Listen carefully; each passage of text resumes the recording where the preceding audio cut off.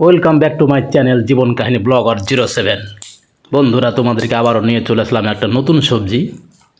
এটা হচ্ছে বিট। এই বিট সবজিটা হয়তো অনেকে পরিচিত, অনেকের আবার না পরিচিত।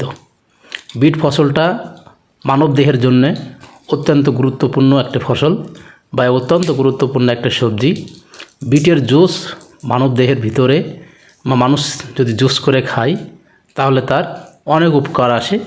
তেমনি আমরা একটা ফসল নিয়ে এসেছি বা আমরা একটা সবজি নিয়ে এসেছি, সেটা হচ্ছে এই বিট। বিট ফসলটা ধরবে পুরাটা একটা গোলাকার বিন্দুর মতন বা গোলাকার শালগমের মতন, কিন্তু বিট ফসলটা দেখতে অনেকটাই সুন্দর, অনেকটাই তরতাজা।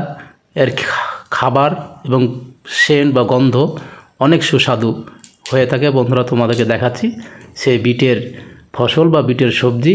এই আমাদের জমি, এখানে আমরা বিট নামের যে সবজিটা বা বিট নামের যে ফসলটা সেটা এখানে লাগালছি।